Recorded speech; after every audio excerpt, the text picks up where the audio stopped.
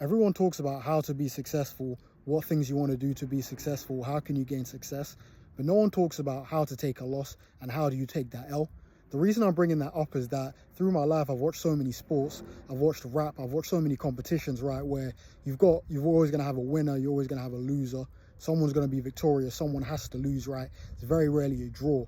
And in that, I see in defeat, you kind of get to see the true colors of that person that loses, and it can put a bad taste in your mouth, right? There's so many times where you see two competitors, they fight each other well, even though you're the person you support, they might lose. You're thinking, okay, cool, they lost, but they had a good fight, I'm still supporting them. But then they end up disgracing themselves when they do a post-match interview or something like that. They end up bad-mouthing the winner, they end up making all of these excuses. This happens especially in things like boxing as well, and then you end up having that bitter taste in your mouth and you're looking at them like, raw, you need to learn how to take an L.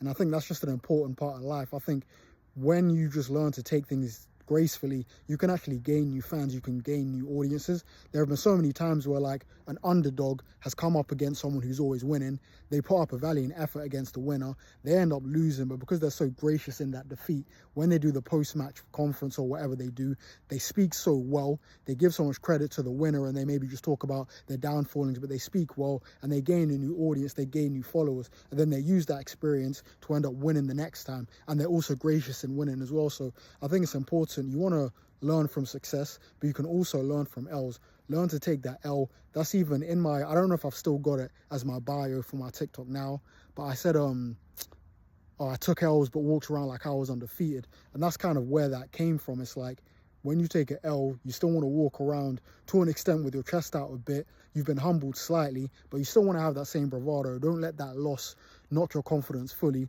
Be gracious in it, and then use that confidence to make sure you can win the next time. People are going to like the confidence as well. They're going to dig you as well for being gracious in it. And if you just go out sad, man, it's just peak being one of them guys who loses, who's a sore loser. There's so many times, if you watch tennis, someone might be losing, they end up smashing their rackets. I remember Sabalenka not too long ago, a couple months ago at Roland Garros, when she lost that, obviously the fans were against her. Now she's had to do a whole rebrand to get people on side, giving the fans at Wimbledon water and being gracious and all that kind of stuff. But just be gracious in defeat. Learn the master of taking an L, and you're going to gain fans regardless. Then you can use that experience to make sure you're winning the next time.